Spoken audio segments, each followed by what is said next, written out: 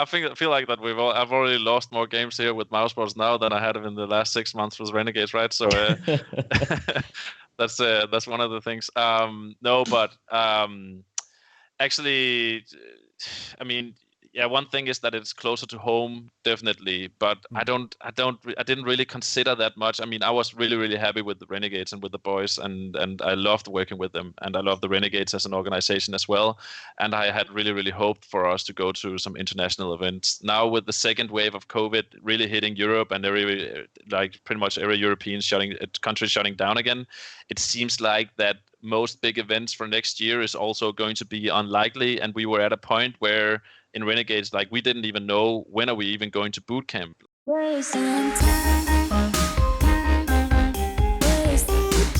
Hello everyone, welcome to Geographically Challenged episode number 21. It's been a little while since we did an episode, so we've got the merry band back together. Pilski's here.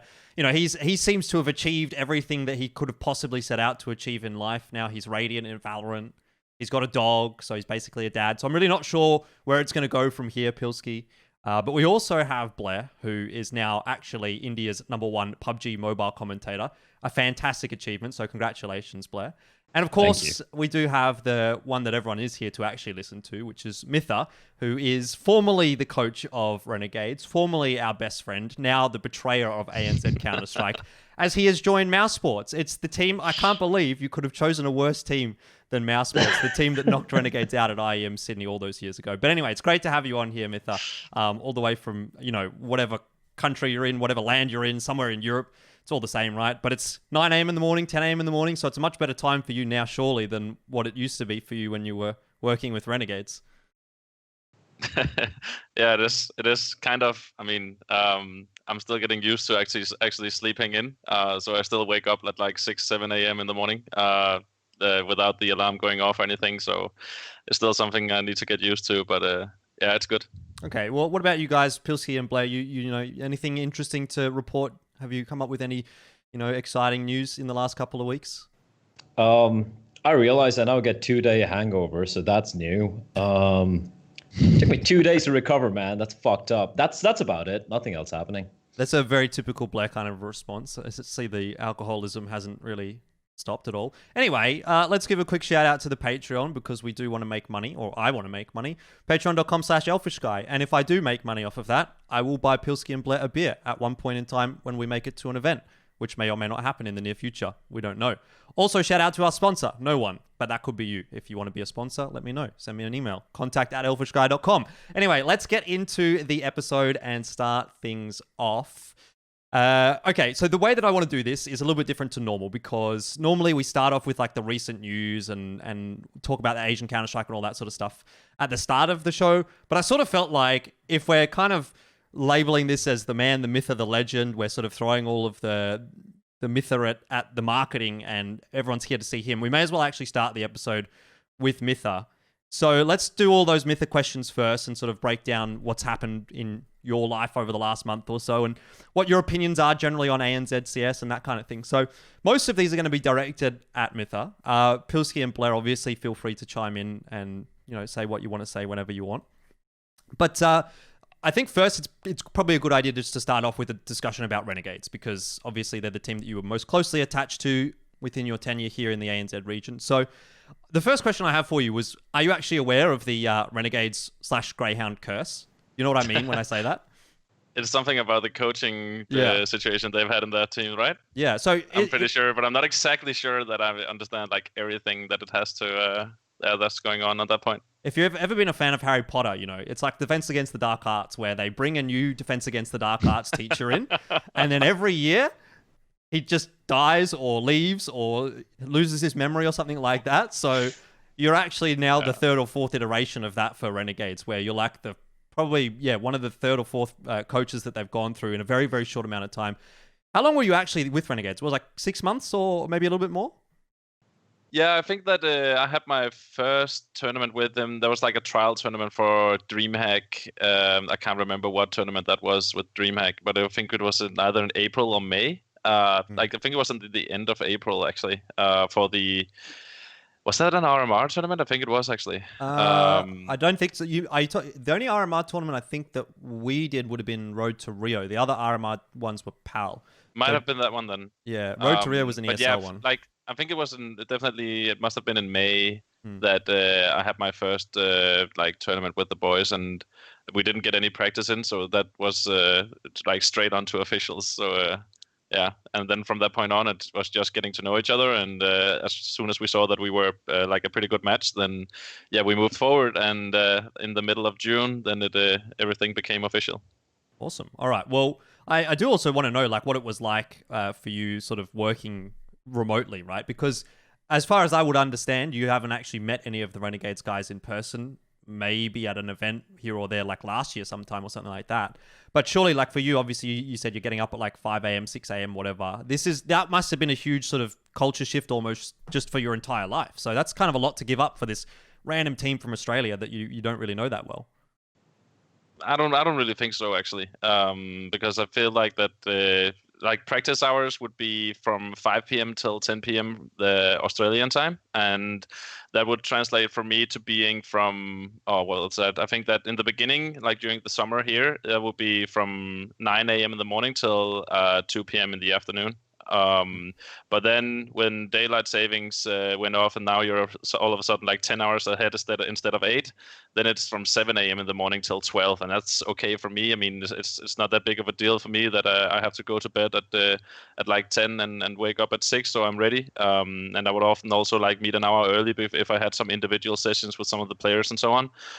It was more for some of the officials where I would have to use a couple of days to adjust my schedule, or even a week sometimes to adjust my schedule, so I could go to sleep at around 6 in the evening, so I could wake up at 2 a.m. Because I have this strict routine that I wanted to do with the team, where we always meet up X amount of hours before like an official game, and we have like the same kind of routine every time, with going over the ante, going over the game plan, and warm-up routines and everything like that. So waking up at 2 a.m. was definitely a bit more difficult, and the days after an official that was played that early is no matter how you even if you go to sleep after the game, then you're still gonna the rest of the day is pretty much gonna be shit. Sorry. Yeah, that's fine. We're all about that. Blair loves to drop a cunt here and there, so it's okay. Pilsky, I'm sure you can speak to the difficulties of waking up at 2 a.m. You know, we have had that fairly recently as well. Yeah, look, it's a bit rough, but you know, if you're waking up for some like quality EU CS, it's not the worst in the world.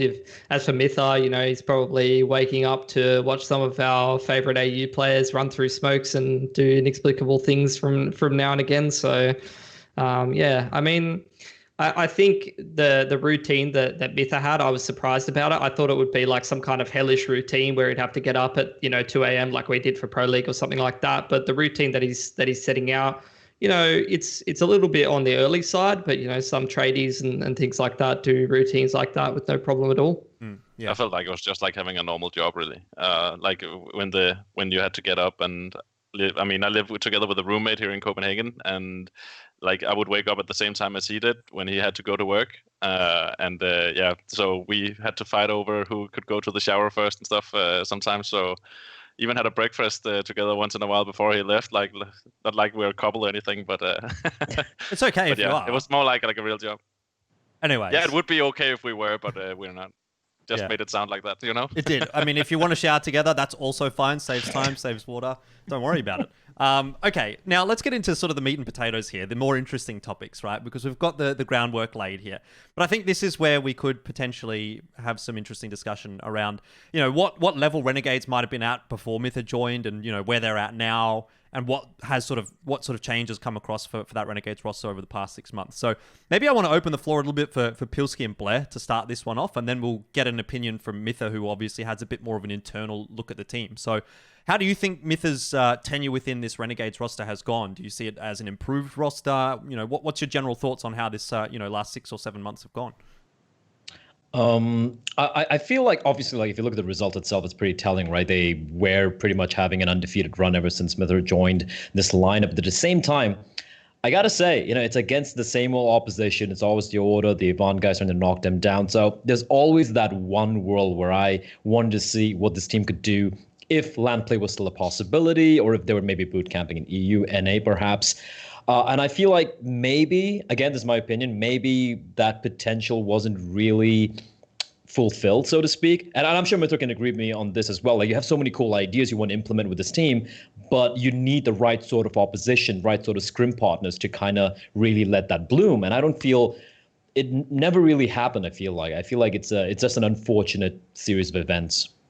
What about you, Pilsky?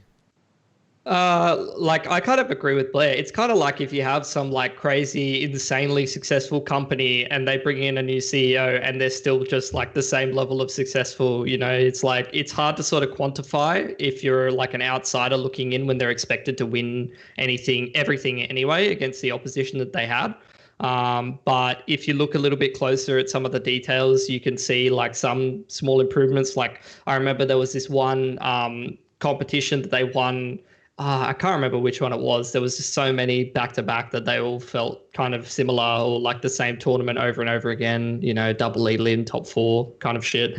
But I remember this one time on Dust 2 where I think they were playing Order in the grand final and they basically won by just holding angles and Order was just peeking into them and they were just sitting at top mid on Dust 2 and holding catwalk and Order was just walking into them and then they just won 16-9 and I was like, well, that's pretty impressive, you know, like they didn't even have to go out and like try to take any aggressive duels, you know, especially in ANZ and Asia. You think about teams like they go and they make plays and they do, you know, aggressive tactics and things like that, or individual moves to win games. But it's refreshing to see a team win almost effortlessly by just playing default Counter-Strike and just moving into the mid-round with man advantages and not rushing things. Yeah, I remember that game actually, because that was the one where we were talking about it. Like, this is kind of a boring game of Counter-Strike just from It was a boring game of Counter-Strike. I was falling asleep, mate. Yeah. But it's great at the same time. They're just killing the guys that are running at them, more or less. And then I also remember though when it came to the POL, the Perfect World Oceanic League, the RMR event. I think it was Nuke. I forgot who it was against. I think it was against Order or Avant, and it was this T side from Renegades on Nuke, and it just kind of toying with their food. It felt kind of bad watching that. I'm like, this is really cool stuff, but their opponents had no idea how to counter that. So it's like you said, it's either so easy, boring game, or it's super cool stuff, but you kind of feel like, okay, their opponents aren't doing anything to counter it. It's just running away with the game. And at one point, you got to wonder, again, coming back to the same old thing, like maybe better opposition would have made things a little bit more interesting. Maybe. Anyway, I think I remember that one. But that was against Order, actually, when we had we didn't have the best of CT sides, but then we had like a really, really good T side.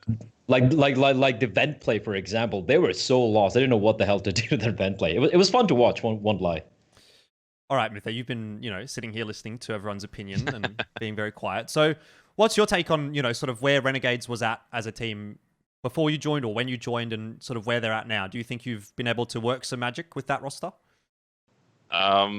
Well, I think that we've definitely been working on a lot of the principles that I have come up with and talk together with the boys. I mean, it was all about that me and Chris Dexter getting on the same page on how does he like to lead the team, what kind of ideas does he have, and I wanted to streamline more of, you know, his tactical ideas, so we had more like a game plan for the entire half and not only for, you know, for the next round itself. So I wanted him to be like improving by thinking more like entire half game plans for entire halves, or for the next 3 or 4 rounds in a row, with what kind of fake variations are you going to run, how are you going to, you know, abuse some of the signals that we're sending them, and constantly being like a step ahead. So I think there's definitely potential for them having improved and having that kind of a mindset moving on to when the pandemic is over and they can actually travel abroad. But I'd say that I would actually be worried that they haven't improved like for the last 6 months. I would more likely say that they might even be getting like teams like Order getting closer to actually winning a series against them at one point. And that has nothing to do with Renegades. That is simply something to do with that the practice, like the quality of practice in Australia just isn't good enough. And like when you never get punished from making mistakes, then you're just not going to learn in the long run. That's also why I cannot remember how many times that we have actually planned for boot camps, and I wanted to go to EU straight away and just to boot camp for the next couple of months or whatever. We just wasn't able to, because one thing was going and another thing was actually getting back into Australia with all the strict like rules they have there. But I think that what they need now is to go abroad for a boot camp, and they need to get punished, and they need to lose pretty much in order to get better. So I just want to clarify, when you said that it seemed, the way that you sort of phrased that, it seemed like maybe Renegades has regressed and Order is catching up. Did you mean to say that Renegades is getting worse or Order's catching up, or is it kind of a bit of both? It's hard to say, really, because the thing about Order is that we had so many close series against them, and I felt like that those games could have gone either way. But it's like whenever the game gets close, like Renegades and we always just had the more experience, and we would also always be able to close out the games. And then you see Order, and you feel like, okay, Order is getting close, and then the next day you see them playing like a really close series against Chiefs, right? So it's just, you never really know if are they getting there, or are they just having a good game once in a while? Because sometimes we would also just smash them 2-0, right? I think there's maybe a little bit of both sides there. Maybe it's a both and that Renegades can be getting worse, and I think that Order can be, it can also be maybe catching up in some ways, because I actually felt like that they had some okay game plans in the last recent games that we had against them. It seemed like that they were better prepared those times than they were in the beginning. But I think that Renegades, and also during my time, has been, we've been at a stable level, but I didn't see us improve that much either, except for maps like Vertigo, for example. Oh, definitely. And it would have been obviously quite interesting to see what those guys would have been able to do if they would have been able to play these international tournaments this year. We had, I think they already had a few lined up that ended up getting cancelled, and of course they probably would have qualified for quite a few more had they been able to. So with a coach from Europe, maybe a bit of a better, I don't even know if it's like maybe a network, like maybe you can just even get them better scrims, better whatever overseas. You might know some people do that kind of stuff. And then obviously, I think with the addition of INS as well, they've actually gotten a little bit better than what they were last year or in years previously. So there's also that to sort of think about as well. We haven't actually, I don't think, seen INS play internationally with Renegades, or maybe he played like 1 or 2 tournaments right at the start of the year. Leipzig. Yeah, Leipzig. Yeah. So that's really it. And when you kind of look at Renegades, it's almost like he's been their best player on paper this year, maybe the exception being Dexter, but just stats-wise, INS has been kind of fragging out. INS has been like extremely good. So something that I noticed about INS is definitely like his way of using his utility, especially. Like if you notice how much utility damage he's getting, then that's completely insane. Like his usage of HE grenades has been absolutely amazing, and I used him as an example for the rest of the team a couple of times to say that this is how we're going to work with utility damage, and this is how we're going to use it as well. But just to correct myself, I don't feel like that Renegades has gotten worse. I actually feel like that we have gotten on the same page in a lot of different kind of scenarios, because one of the things that we worked a lot with, and one of the things that I have always been focused on, has been getting everyone on the same page when it comes to preparing for as many kind of scenarios as humanly possible. So how you're going to react in a 4 versus 5 situation, how you're going to play this 3 versus 5 to improve your odds for actually turning around the round, and all of these kind of things. I feel like that we have been good at discussing and using, also like refrag when that tool came out to. I remember we used it at one point versus Avant, where we know that they had like a really, really advanced A execute on nuke, and we would go on to refrag, and we would actually practice against that execute. So we knew exactly where to stand and what flashes to dodge and all these kind of things. And I think that's one of the things that we had to do, because we wouldn't get enough, out of a scrim playing against some of the other Australian teams. Sometimes we would just, improve more by watching demos and just going over and getting new ideas and trying experimenting with some of these tools. It's interesting that you mentioned refrag, because I had actually wondered if teams are actually using that, because it does seem like a pretty good tool, but the implementation of it, I don't know how widespread that necessarily is, but it's definitely something that I think teams can probably fiddle with a little bit. We had an interesting question here actually just in the chat from Rap King GN. And it's kind of a memey one, I almost feel like. But he says, did you improve on Vertigo just because you lost to Truckers? My take on that is maybe you just didn't want to play Overpass. So what's the real reason that Renegades picked up Vertigo? Well, we talked about it a couple of times, and I said that when you're the most dominant team in the region and you constantly win everything and you're expected to win everything, then I said that at some point we're going to lose a series. At some point you're just going to lose a game because you have a shitty day. Yeah. At some point we're probably also not going to win like every single tournament there is down there. Maybe some kind of a final we're going to have a shitty day and Order is going to run away with it, and that's okay because that's just how it is. You cannot be expected to be like, even in a region like Australia, being the most dominant team and without even losing a map for 2 years straight or whatever. So I felt like that it wasn't actually because that we lost to truckers. It was because that when I joined the team, I saw that we were still playing train, and I also saw that Avant liked to play train and Order liked to play train, and they were the biggest competition, but they weren't that good at Vertigo. So I wanted to improve our Vertigo a lot so we could permaban train instead. Easy. All right. Well, that's how it goes, ladies and gentlemen. Okay. Let's have a little bit more of a chat about what you were trying to sort of implement in the Renegades roster. I know you sort of talked about what you were doing with Dexter as far as calling was concerned and that kind of thing. But from your coaching style, I just wanted to get an understanding of whether or not it was like out of the game mentality as well. Like, was that something that you sort of tried to focus on at all, or were you purely like just an in-game, just a Counter-Strike strats and etc. kind of a coach guy?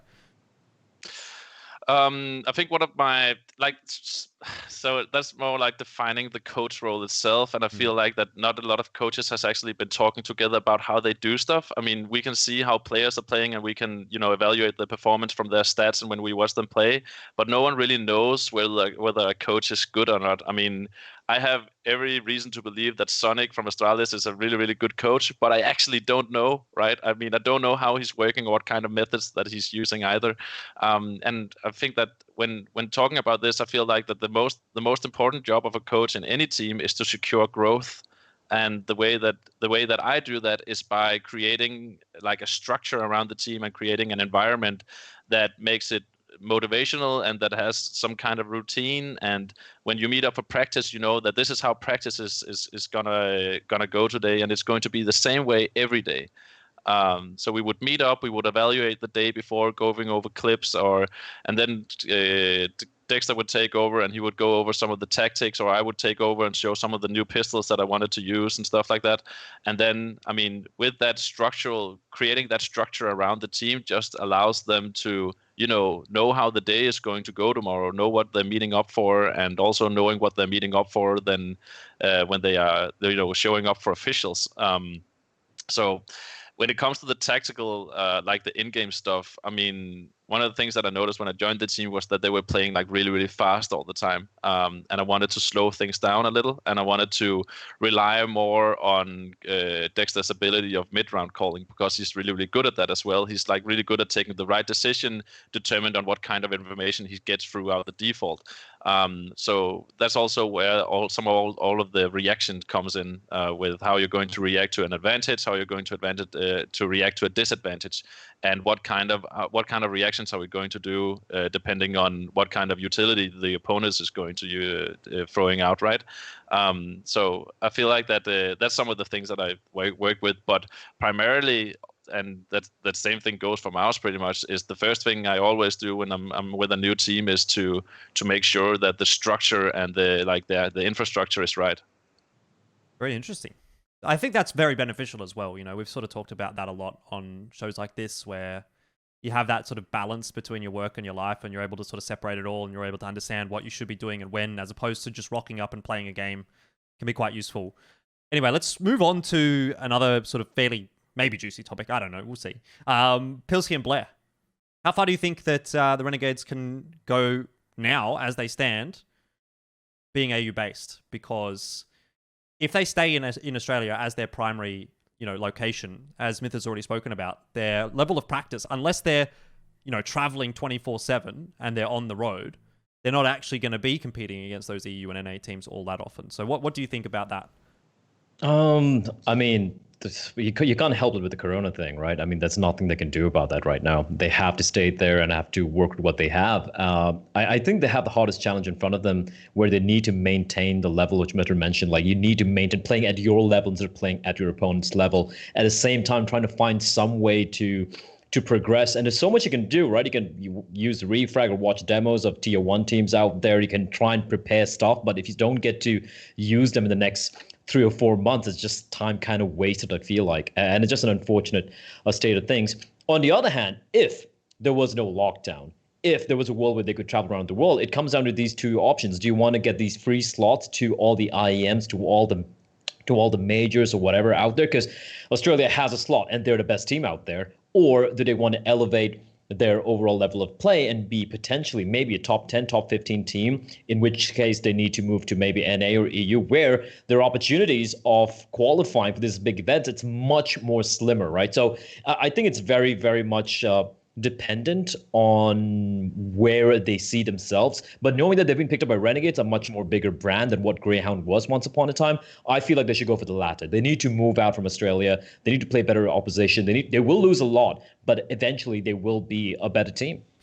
It's interesting that you mentioned that, because that was the topic that I was going to move into. So I'll give this one to you, Pilski, because I know that you've sort of talked about this before in relation to how you feel the current Renegades roster would do if they were in that old Renegade / 100 Thieves position where they would actually live over in North America or wherever it may have ended up being. So do you see that being actually a way forward for them? Because remember, when we did that podcast with Gomez, like apparently 100 Thieves and Renegades at that time had even considered coming back to Australia to like make that their home base and compete from here to get all of those qualification spots. So where does that sort of weigh into things?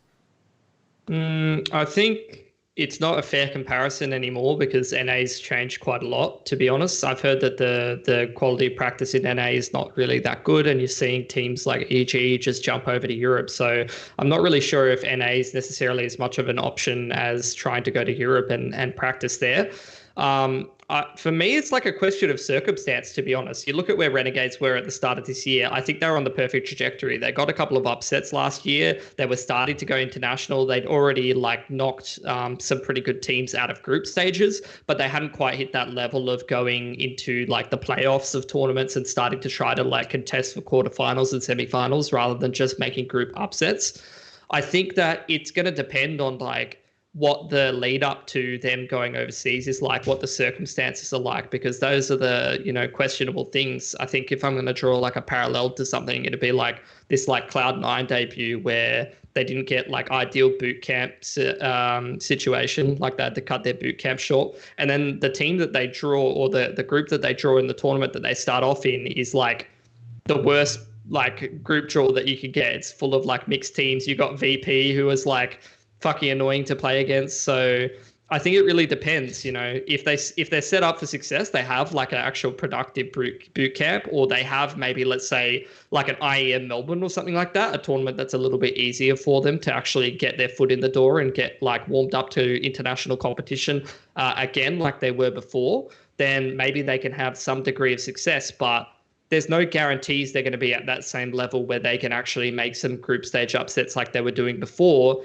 And there's definitely no guarantee that they can immediately step into that like level where they hadn't quite hit yet, which is going into playoffs and actually contesting in terms of EU competitions. So yeah, like in terms of moving over and being in that Renegade situation, I don't think that situation necessarily exists anymore. And in terms of success internationally, I think that it's going to be a question of circumstance and I think it definitely all does. that kind of stuff. That they should be moving. Like we when we talked about moving overseas, we always talked about that at some point it's going to be necessary if we want to take the next step, and everyone is prepared for that in the Renegades roster. Like there's no one who's against that, but it has to make sense, because as long as you can consistently qualify to the biggest tournaments in the world through the Australian qualifiers, like why should you? And as soon as you're at a level where you don't have to actually qualify, but you automatically get invited directly to the tournament, then it makes sense to actually move, right? So there's also some timing and a lot of thought behind it. And I feel like that, it's definitely something that's going to happen. But I definitely think that Renegades is going to do damage when they can come back to some of the events, because I feel like that when they just get some practice in against better opponents, then all the principles that we have been working on, also the tactical depth and some of the thought process behind Dexter's calling, I feel like is enough to really do damage. Like the way that he sees European teams, like demos the best teams in the world, and understands not only what they're doing but how they react and how they think, has been, amazing to see. And that's also why I think that they when as soon as they can actually play against the top tier teams, then they get definitely going to show teeth. Until someone watches this podcast and sees you talking so kindly about Dexter and the rest of the team and starts poaching players, then we might not have a team that's going to be able to go overseas and do that. But anyway, hopefully that's not the case. I'd like to see Renegades continue in their iteration and have a chance overseas. But I want to bring this back a little bit more broadly to talk a little bit about AUCS. We've been very, very focused on Renegades at this point, and obviously you've been watching probably a lot more AUCS than you have probably the rest of your life in the last 6 months. So what's your opinion on just AUCS in general, and how far down the scene does the talent go? Is there another Renegades kind of coming through the ranks? Because if you remember, right, when Vox went overseas and Immunity went overseas, we sort of had this period where there wasn't another team that could sort of fill that void, and it was just a mess of teams at the top 4. Now Renegades holds that position, and if Renegades goes overseas and sort of takes that leap, then who sort of fills that gap? Does Order take that gap? Does Avant take that gap? Does there need to be another build period? What do you think is going to go on in AU in the next maybe year or two? That's a tough question, but I definitely say, until a while ago, I definitely say that Rooster could fill that gap. Actually, I mean, I would honestly, I would place Rooster above Avant and Order, actually, in terms of potential and in terms of raw talent. Tactically, maybe not, because they're just running around and they're super annoying to play against. But damn, that was definitely the team that I hated to prepare against the most, and the team that I hated to play against the most. Then they decided to fuck up and cheat or whatever they did, and be unethical. But they were, until recently, the team that I would bet my money on. And then but I feel like that talent wise, I feel like I haven't seen that much. I feel like there's some of the teams maybe in Mountain Dew League or whatever that can maybe do some damage in the long run, but and there are some teams here and there that's also is impressive sometimes, but there's also a lot of really, really old players in the Australian scene, and that is usually the one who's leading some of the other teams, right? So I feel like that you need some fresh blood, and you need some fresh mindsets, and you need full-time teams as well in order for them to improve more. So maybe something like the Yam route, where he's involved with Chiefs, but he's not technically a player. He seems to have been more of a player this year than a coach, if you know what I mean. But there's quite a bit of new blood coming through that roster, at least it seems like. And also, I think it's quite interesting that you mentioned Rooster in that sort of up-and-coming thing, because I think that's gonna balloon some egos out a little bit. So I'll make sure to use that one as one of the clickbaits for when I release the video on YouTube. Appreciate that. God damn it. Anyways, the other question in relation to that is, and this will probably be the last thing we talk about with regard to Renegades, is why can't anyone actually beat Renegades? Is it just like a mental thing, or is the player skill that much further ahead for Renegades that they are undefeatable right now? I just feel like that we had the. Sometimes we would play some of these officials and we would be like, what the fuck are they doing, man? And we didn't it just feels like that other teams in Australia just haven't discussed as many scenarios as we had, and they didn't know how to react to certain kind of things, and they didn't know what to call in certain kind of rounds. And I just feel like that also obviously with the amount of experience that we have and some of the consideration that we put into, some of the peaks that Sicko would do. Like Sicko, he's very aware of, if I'm going to do an aggressive peak somewhere, then I know the exact timing and I know if they have an AWP or not. So he wouldn't go for certain peaks unless he actually knew that they didn't have an AWP. And other Australian teams seems like they don't think about these things. They would just go for an aggressive play, even though that we had Tech 9s or something else, and they wouldn't read the economy right. And until they actually get that thought process behind them, then I don't think they're going to get anywhere near Renegades. Maybe they need a coach. And speaking of that, I want to talk a little bit about coaches in AU and Asia, because, well, mostly in AU, because we don't really know much about Asian coaches. But to be honest, now that I'm thinking about it, I don't really know that much about AU coaches anymore. Pilsky, maybe you can help me out here. I don't know if you know Like, I think Kingfisher might have been coaching Avant at one point, and I don't know who's coaching Order anymore since Tux left, if there even is anyone. I remember that interview Alistair had with us during Beijing, and he said they were getting someone, or they had someone, or something like that. But short of that, like, what's really going on? Is there even actually any coaches playing or coaching in ANZ? Yam, I guess, from Chiefs is a one to sort of throw out there. Do you know of any others, Pilsky? I mean, a lot of those kind of guys, like when I think of coaches, I think of people like Ferg or someone like that. It's like playing Valorant for a team and stuff like that. I've actually been kind of looking into coaching. I don't think any of the better teams would be interested in me coaching them, but even just some of the other MDL teams who I know people from and stuff like that. And as far as I understand it, I don't think it's really a worthwhile proposition for most people. I know for a fact that in 2017 and 2018, some of the orgs were actually putting out some decent money when there was like, different orgs in the game. Some of the older orgs are still around now, but there was a little bit more money being put into the scene and things like that back then. But nowadays, I don't think it's necessarily a worthwhile proposition for most people. And even the people who are coaches, I don't think they would be considered coaches in the same sense as you see over in Europe, where they're there every single game, they're there every single practice. They're building this structure that Myth is talking about. Instead, I think it's more of a sort of like off and on thing, people not 100% like all into it in some cases, although, I can't say for sure. I'd love to get your opinion on that, MithR, because it seems in some instances, and even in the past as well, we have had these guys that have been, they've been friends of the team, or, they're quite respected within the scene, but they come into this coach role, and it's kind of almost like, well, you're just a sixth guy that sits there and helps us out every now and then. It's almost kind of like phoning it in, getting a bit of cash for just having that kind of name power. I don't know that they're necessarily a coach, right? When you think about it, what you were talking about, where, it's kind of hard maybe to define what a coach does, but what do you think about players that just stop playing the game and then go straight into this coaching role, having not had really all that much experience as a coach anywhere else? Like, is that a viable thing to do? Does that actually help the team?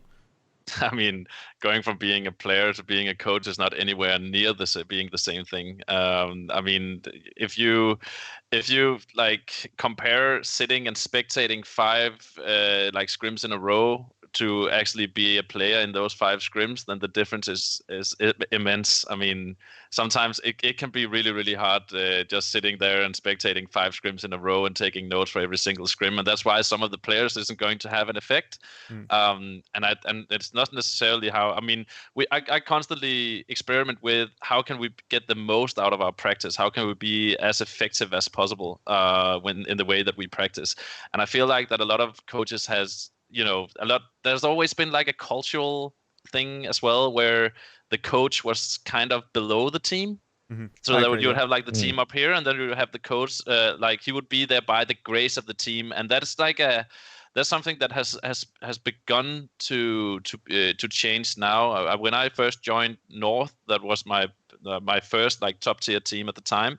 Then at the time at least, then that was the first team I joined where it was actually in my contract what kind of responsibility that I had and what kind of power I also had to bench players or whatever. And that is the kind of thing that you need to with a coach. The problem is that some coaches also that I know has been when as soon as they get a taste of that kind of power, they want to take over too much. And I think that there needs to be this perfect balance between the two, because the coach needs to be considered like a part of the team and not like below the team or above the team, because it's in other sports like football or handball or whatever, you'd see the coach being like above the team as well. And that may be the case at some point in CSGO, but right now, we don't have, like, the coaches don't have the expertise either to make decisions solely without even consulting with the players. Like, if I had to find a new in-game leader instead of Dexter because that he got an offer from an EU team or going to NA or something, then should I be making that decision without consulting the players? like most definitely not. And that I feel like that's why a lot of like coaches who doesn't succeed, and especially the players who decides to go coach instead of playing when they find out that they have either gotten too old or they want to stick within the game or whatever their motivation might be, they are, they're not really knowing what they're getting into because the coaching role itself haven't been defined yet. It's a difficult topic to sort of talk about because there's not that many coaches that are doing it to a great level, especially in ANZ, right? I mean, for us, it's definitely not a thing, really. I think, you definitely have to have the right mindset for it. I think, I don't know, I don't really call myself a coach or anything like that, but I definitely think there's always value in having an extra person just sitting behind the team while they're practicing, because I think you can't get the most out of improvement and in terms of focusing on what you're doing just with the 5 players in the server. I think having an extra person to be able to ensure that you're on the right track and just be able to keep everybody on the same page, or just have an outside perspective if they have a bit of experience, just improving small things. Even when I've sat on team scrims, I can help a team improve their communication or something like that. Not every coach is going to be able to help you with everything, especially those who have less experience or in coaching as well as just playing. But even just having an extra person there, regardless of how much power they have, as long as they have the right mindset for it, and they're not being, working against the team or anything like that, they can help you improve even certain things. Definitely. I mean, I always had a great mind for the tactical aspects of CS, and have always been developing, talent for the last 6 years or something. And I think my debut as a coach was actually back in 2014 with the old SK gaming lineup, back when it was Danish, with Karrigan, Config, Freeze, Tensky, and one last player I can't remember who was right now.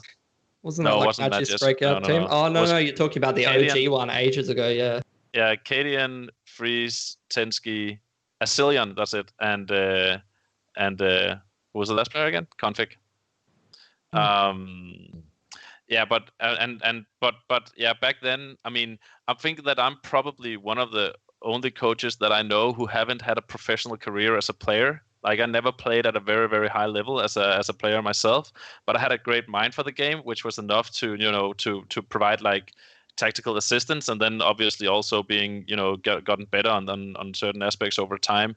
But I mean, the thing that I can, and that I believe that I'm probably also among the best at doing, is creating that structure that secures growth within a team.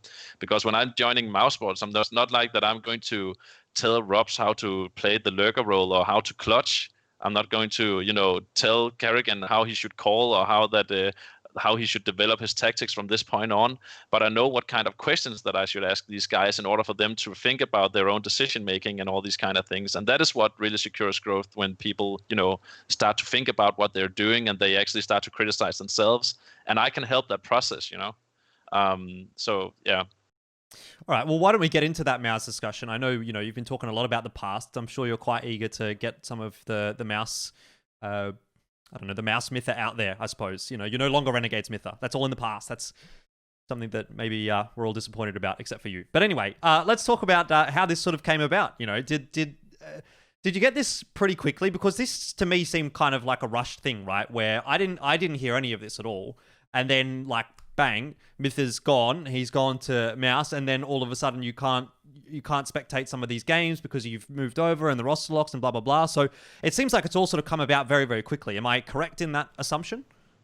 No, actually not. It had been going for some time, and when the coaching bug hit, and they knew that Regin was not going to be a part of Mouse, and that news were coming out, then I kind of had a feeling that offer might come sooner or later. I mean, I always had a great eye for Karrigan, and also wanted to add him back in North when it became obvious that we needed a leader within that team in the last half of 2019. So I actually knew that would probably happen at some point, but I haven't, obviously I haven't talked to anyone about it other than the people that I had to. So no, it has been a long way coming actually, and the team knew that it would also happen at one point. So I've been transparent with them like that, and yeah, so yeah, it's not anything new, but it's been secret for a while. I guess that then begs the next question, which was why move to Mouse and leave Renegades? I think there's probably a few obvious answers to this question, but I'd love to hear it from your perspective anyway. I feel like I want to hear the obvious answers first. Well, it's obviously you're right. it's a better team. Let's just say that much. Better opportunity. You don't have to wake up at 2 or 3 a.m. in the morning anymore. So I assume that helps you out, and it's just closer to home. Like surely it's there's like way more pros than cons, unless you're the kind of guy that really wants to like build a roster and have that be like almost your legacy, where you've built Renegades up and made them like top 10 team from nothing or something like that. I don't think he's going to win every game anymore, unfortunately. Well, that's true. That may be true, actually. That's a con. I feel like that I've already lost more games here with Mousesports now than I had in the last 6 months with Renegades, right? So that's one of the things. No, but actually, I mean, yeah, one thing is that it's closer to home, definitely. But I didn't really consider that much. I mean, I was really, really happy with the Renegades and with the boys, and I loved working with them, and I love the Renegades as an organization as well. And I had really, really hoped for us to go to some international events. Now with the second wave of COVID really hitting Europe and pretty much every European country shutting down again, it seems like that most big events for next year is also going to be unlikely. And we were at a point where in Renegades, like we didn't even know when are we even going to boot camp, like when are we even going to be able to go to some of the international events again. And if I feel like that if it wasn't for that, if Renegades could actually go to some of the international events and we knew that was coming like in January or February, then I would probably have stayed. Because I really, really loved working with. I really want to see the potential that Renegades is having and what damage that we could have done on an international stage. But with the pandemic hitting over the world, I just couldn't say no to joining a top tier team who was playing against the best teams in the world and in the biggest tournaments in the world. So yeah, I mean, it wasn't so much about the level of the teams, how different that ever might be, but it was more like that because of the pandemic, really. I mean, the time zones and being closer to home doesn't really matter that much to me. If I had to move to Australia to be closer to the team, that I would have done that. If I have to move to Hamburg to live closer to the Mousesports head office, then I'll also do that. I mean, the 2 a.m. Official games and stuff like that is just a necessary sacrifice, I believe, of being a professional. Indeed. Okay, well, that's an interesting take, because I'm kind of surprised to hear that you would say you would stay with Renegades. I know we said we didn't really expect to talk much more about Renegades here, but I'm interested in your thoughts on where they might go from here. Is it possible that there's going to be another coach that sort of comes in and fills your shoes, someone from Europe? Because from my perspective, I don't think that they have anything really to learn from anyone in ANZ. Let's just say that much. Like, any coach that they can get from here isn't going to be that beneficial for them, especially now after they've had you for the last 6 months. So is that a case for Renegades where they need to sort of look further afield to really improve to the next level?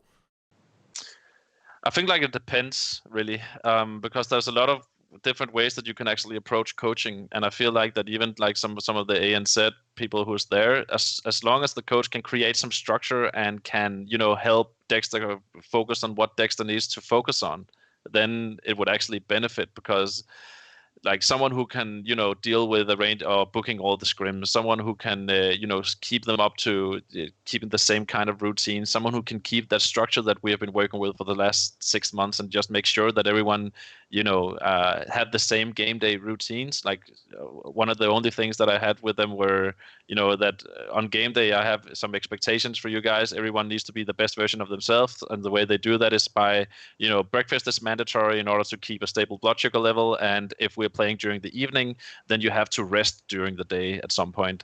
And just having any coach, helping them with that kind of structure would, benefit them. I pretty much feel like on a tactical level, no, there's no one in NZ who can actually help them with that. So I would hope they're going to find a new EU coach. And I mean, hopefully also with the best of recommendations from here on out, because or from me at least, that they have been amazing to work with. So I feel like they are an attractive team to actually come there and as a coach and help. Maybe you can get on the clanger with some of your buds and send them over. That'd be great. Back to the Mousesports discussion. I just want to know what's the long-term plans. I mean, I assume you're intending to stay with Mouse for the foreseeable future, for as long as you need to, and see where that goes and how things are going to go over in Europe, I guess.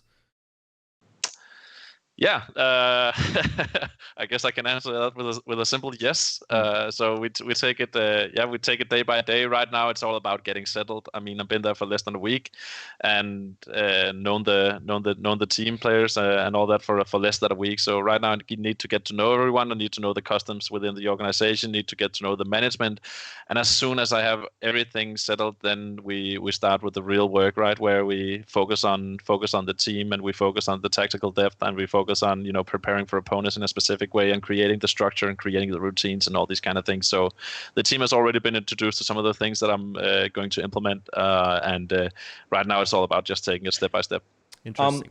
I'm gonna be the asshole here and ask the big elephant in the room question. And you don't have to answer if you don't feel like it, MithR, but the entire minus Karrigan plus Karrigan onto Faze thing, how much of that is, I wouldn't say if it's true or not, I know you don't want to answer that, but is that in any way affecting your approach and esteem, considering you just literally signed with Mousesports?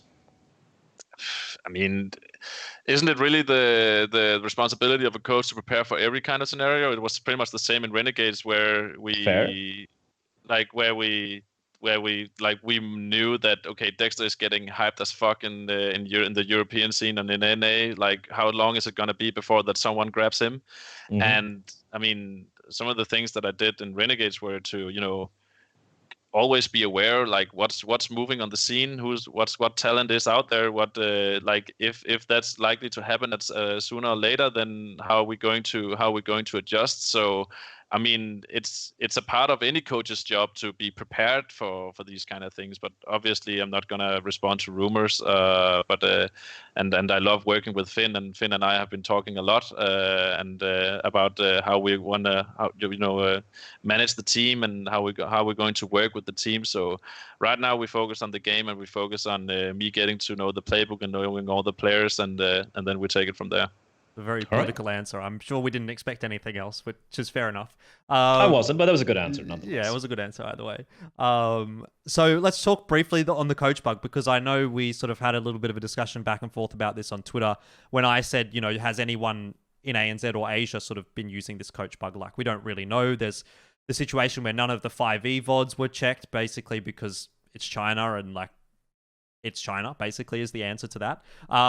As far as AU is concerned, MithR, you said something like you'd actually gone through your demos or something to see if there had been anything or something like that. So what was the situation around that? You didn't find anything, I imagine, obviously. I didn't know. I had the coach bug versus Order in the first half of a Vertigo game. I can't remember what tournament. I think that was Cologne, I think it was. And I had it like 7 or 8 times in a row, and then after that I experimented with I remember that. We were casting that game, and it was just like tech pause after tech pause after tech pause. It was insane. I didn't know that you could actually just switch between the players in game, and then it would go away. So I retried all the time and reconnected to the server. And looking in the rear, I feel like that maybe that was even the best decision, because that made me look like really well behaved, right? Yeah. Like not like that I would ever cheat or anything, but that really just made it clear that I didn't abuse anything. But no, I have as soon as it was clear that the ESEA would make like the investigation. I decided to look over all my demos, because I've been coaching since 2014 with anyone from Trick to alternate attacks, and those teams have been playing so many of these online tournaments, which means that I have so many maps on HLTV. So I've actually I hired 2 people in Denmark, and together with myself, we looked over 700 demos of myself to see if because that's the thing, right? You get a bit paranoid when you know that you might ending up with a ban, because what if that coaching bug just happened for one single round at some point where you just had to go to the toilet, or someone was knocking at the door, or you had to go, something where that made you not being focused on the monitor or whatever. And if that only happened for one round, I mean, we saw what happened with the Rogga from OG, that like he got banned for 3 months, right? And I just couldn't, I felt like that if that had accidentally happened for me at one point, then it would also be better to come clean and just admit it and say that, okay, I've been looking through all my demos, I found this round or whatever. But no, we watched, I looked over 700 demos and I didn't find a thing. That's good, obviously. Did you think anyone in ANZ actually knew about the coach bug before it happened? Because I knew a lot of people seem to have insinuated in Europe and North America that they were aware that this was a thing. But from what we've seen, obviously, in ANZ and in Asia, like, no one's actually used the bug. So my assumption is that no one actually even knew that it existed. In ANZ? Yeah, in ANZ. Any of the coaches, I mean. I don't know. I honestly, I don't know. I mean, I can only say that I spoke with my former teams. I also spoke with Hunden, actually, because I've been a coach for him for a long time, right? And also with all the teammates I have back in alternate attacks with Tizian and Syrson and Kito and players like that, where I spoke with them. Have you ever used it? Have you ever even talked about it? Like, even I couldn't remember, and I couldn't imagine that that we would ever do so. But I think it was actually Stefan from my old team who told me that we talked about that it was there, and that it could be used, but that we didn't want to use it. That it was a bug that was there that were that could be exploited by people who doesn't have their ethics right. And and that was something that we should avoid. But if people in ANC knew that it was there, and I've honestly no idea. Yeah, I actually have a follow-up question for that. Right now, I do believe ESEA going to have part 2 of this entire coaching bug thing, which is due out in the next week or so, a couple of weeks or so, or maybe the next month. Do you, as a coach, as your primary role being a coach for Counter-Strike teams, do you feel like there could be a backlash, or rather a reply from Valve which might potentially screw, well, your job overall and all the other coaches out there who haven't been banned? Do you think there could be a possibility something like this could happen?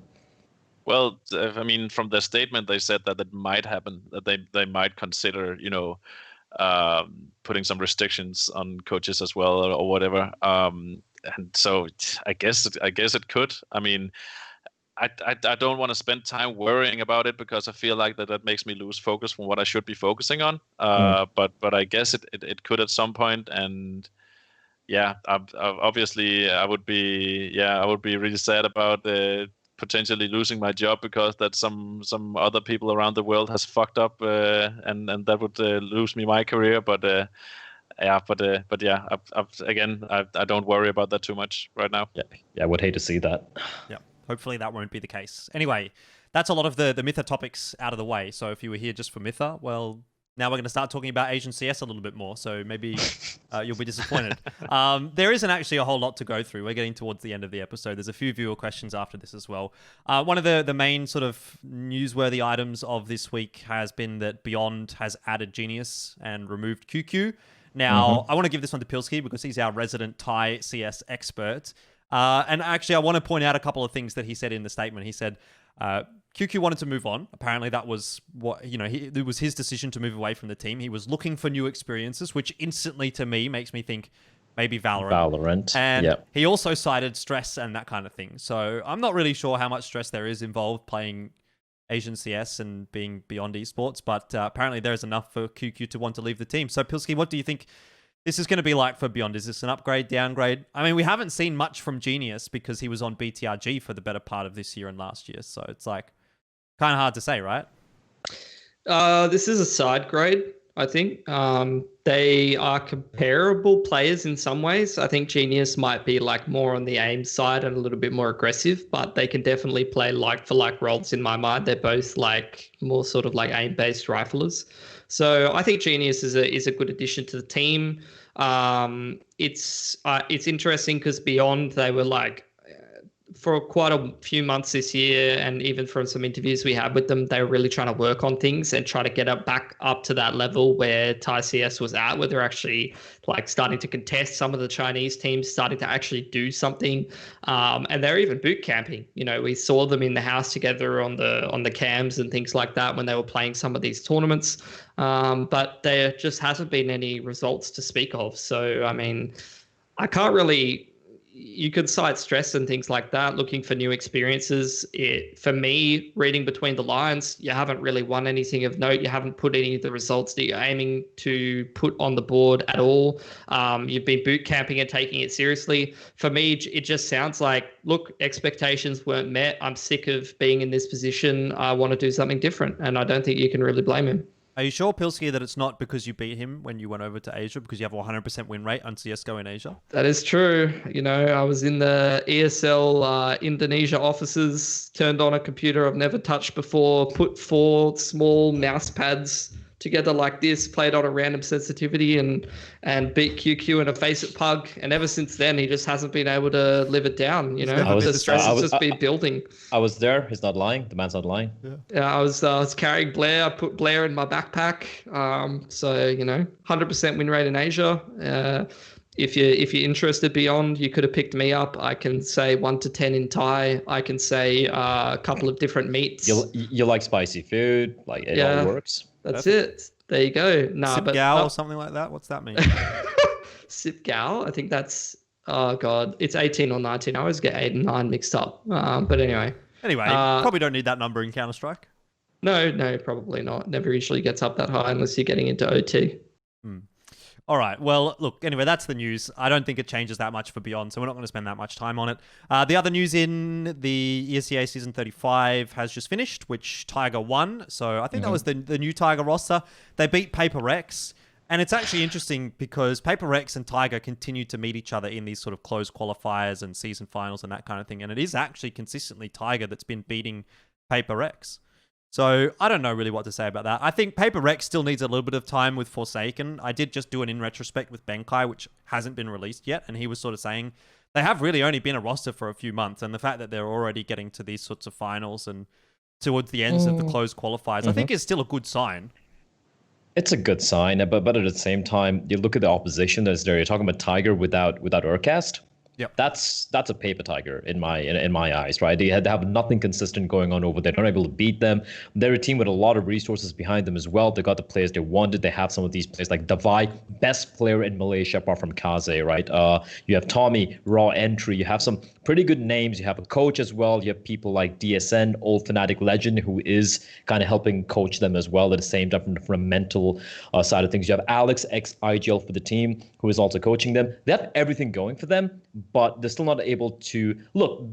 Just winning these sort of like smaller events or beating Tigers shouldn't be the end goal for them, or rather, it should be the end goal in maybe a month of their existence or maybe a month and a half. After all these months right now, you got to start raising questions that something's missing. And I think it's the perennial problem of the Singaporean or like the Southeast Asian Counter-Strike style, which is they lack a mental coach. They, for lack of a better word, they choke. They're not able to get behind that mental hump. And this is not just me talking on my ass. I've spoken to quite a few of these players, and they're like, yeah, we just choke when it comes down to these sort of crunch moments.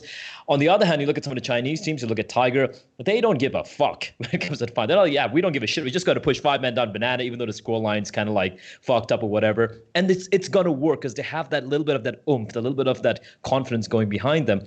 And I feel like that's what this team needs right now. Someone standing behind them or being in the server with them is like, all right, guys, come on, like just show them how big our dicks are. Just like go all in because they have the firepower. They have the players. That one thing missing. I don't know, man. Like it's at this point, I'm just kind of like run out of excuses to give this team or the various iterations of Paper X or these similar Singaporean teams. I've still got some hope left. But anyway. We'll move on. I think we can talk a lot about Paper X next year because that'll be like the point where they've had that 6-month period. Maybe things have started to open up. I actually want to ask MithR, like you did play against them, right? You did scrim against them in the Perth servers. What are your thoughts on them? Be honest, be brutal. I don't care. I wasn't sure if we should ask this because the sanctity of scrims. But anyway, go ahead. No, yeah, but we tried to practice against them at one point, Paper X, and I feel like we actually had a pretty good scrim against them. But they were also at the same time super weird to play against because they would they would just spread out. We played Dust 2 against them, and they would just spread out across all the map, and they would just push everywhere at once. Like the timing behind or the thought behind when they were going to do pushes, how they were going to do push it, what they were going to use the information for, just wasn't there at all. So it felt like that they were doing a lot without doing anything, pretty much. Interesting. Okay. I think this sort of leads into the next question as well. Now that we know that Renegades has at times scrimmed against Asian teams, although it doesn't happen often, is this Guam server news that sort of came out. I don't know if you saw this, MithR. I think this might have been just at the end of your tenure with Renegades or just after you left, so maybe it didn't pop up on your radar. But there's apparently a company that's trying to put servers in Guam, which is more or less like the central location between Asia and ANZ.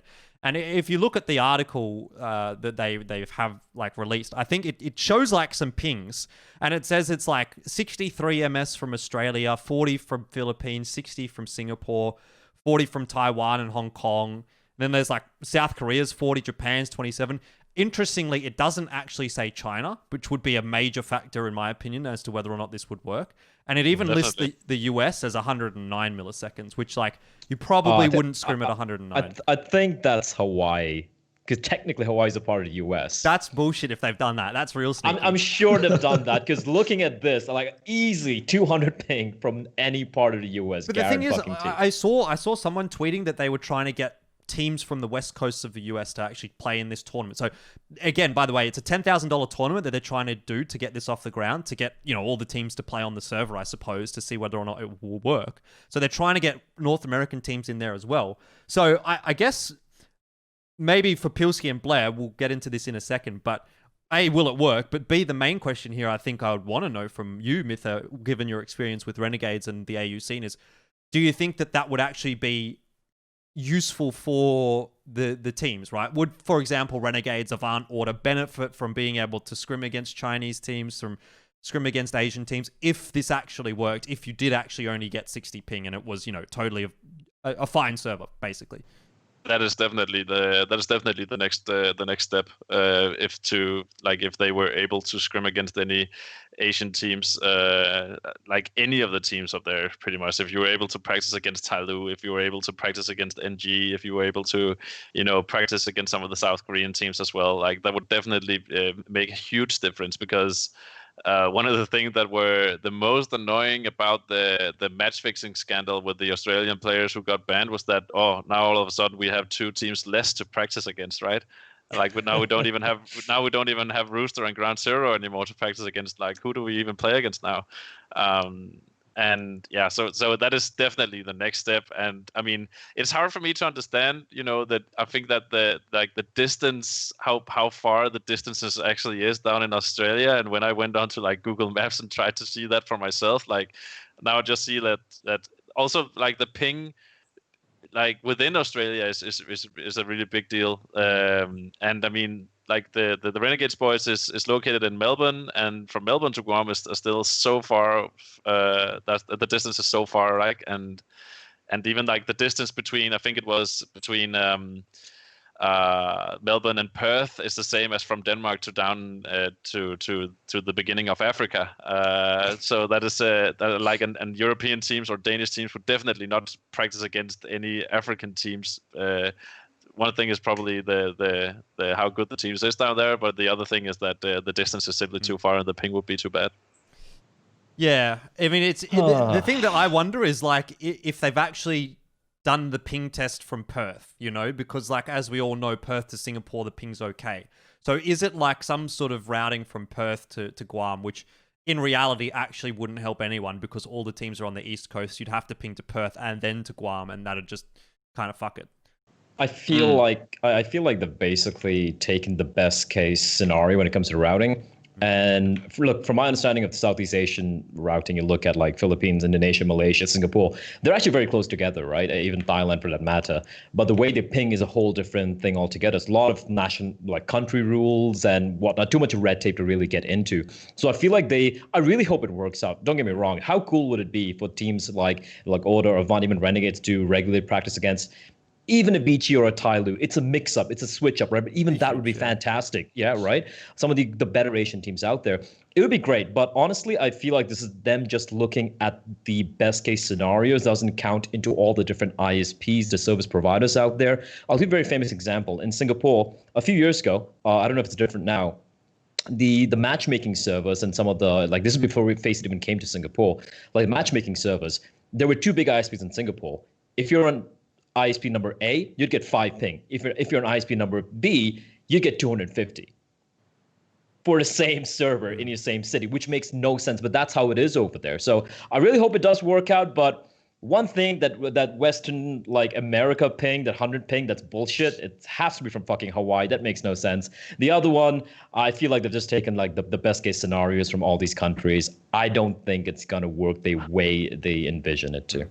It's an interesting topic. I really hope that it does work. I mean, that would be same fucking here. sick, in my opinion. Can you imagine, like, if all of these boring as fuck top 4 team tournaments where Renegades wins, Tyloo wins every single time for like 9-10 months could be an Asia tournament where Renegades would play against Renegades and Tyloo to play each other for a game, for a change. It would just be so good, so good. Anyways, I'm going to try and hold myself to this. I want to try and get in touch with whoever's actually trying to do that and like maybe get a video with them to just try and break down like exactly what is it, because I don't think it's actually gotten as much traction really as it potentially could have or should have if it was going to be like this game changing for the region. Anyways, we'll move on from that into the viewer questions.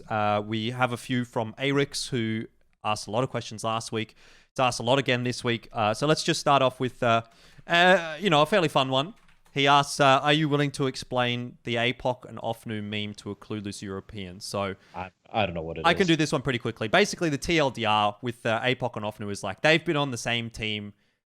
I don't even know how many times now, like probably nearly upwards of 10 or, probably not. But like, let's say like 5 or 6 times, right? They've been in like Legacy together. They've been in Avant together. They've been in Animal Squad. You can go down the list. There's like plenty of teams. And basically at some point during their career on that team, one of them will get kicked.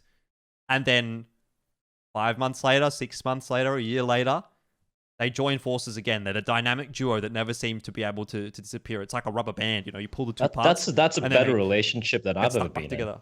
Damn. Yeah, I mean, I don't know if it's like an abusive relationship or it's just like a love-hate relationship. Anyway, so basically that exact same thing happened when Ofnu went to Chiefs for like, I don't know, all of a month or 2 months and then came back straight away into Avant. And I think that question was mostly asked because of the Panic episode or maybe even Sniper's episode where we sort of touched on that. But there isn't really much more to it. It's just something that keeps recurring within the ANZ scene, so it's kind of funny. Anyways, why haven't we seen a proper team or player from Laos or Myanmar for however long? He says there's 60 million people but no Zaiwu. So Bleh, you had a great answer to this one. Yeah, I do. I mean, like, India has 1.3 billion people, and the only player people know is Forsaken. So there we go. That's an answer. Yep. I mean, it's just sometimes the infrastructure's not there. Maybe the players aren't necessarily playing that game. I think that's really numbers. It's not the numbers. It's the culture. It's the approach that you have to Counter-Strike. Look at the entire population of Asia. Look at how many good players we have. Yeah, you might have your Bentet, you might have your Kaze, a few standout players, but compared to a population of what?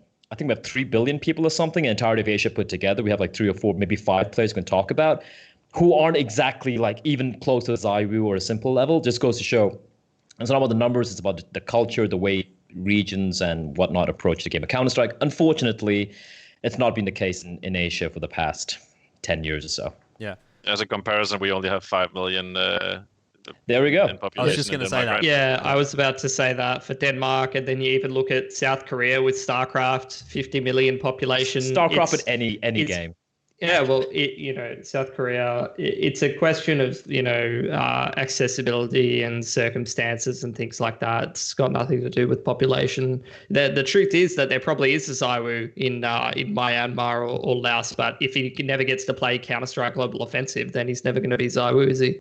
True. Okay, so he has a bit more of an in-depth question then for us, the next one, which is the fight for Central Asia. Who wins a best of 3?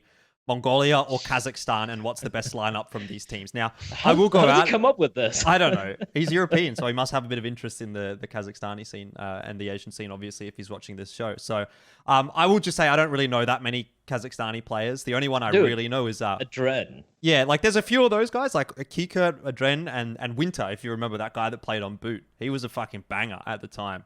So I can't really speak so much for the Kazakhstani scene, but I can definitely put together like my dream Mongolian team. So he's gone and given us his 2 teams. I'm going to read the Mongolian one, which was Score, Annihilation, Urcast, Kaz, and Cabal. That sounds like my wet dream, except I've thrown a Dobu over there. Doesn't sound too bad. Yeah, I would probably replace Kaz with maybe someone like Dobu. But that seems like a pretty okay roster to me.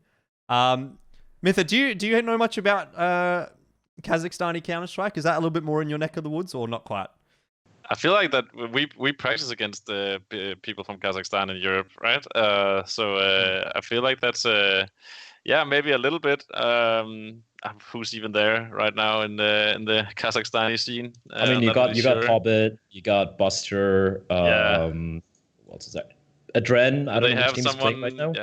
But the thing is that all of that scene of the CIS, like the Ukrainian and the Russian and the and the Kazakhstan, like Stani people, that everyone is just playing together, like across the countries, right? So sometimes I can remember some like who's playing on the different kind of teams, but I can't remember what country they come from. But yeah, you also have Kikat, right, who's playing in Virtus Pro, and so his Sanji, roster, by the way, is Sanji from Kazakhstan? No, he's from a different one.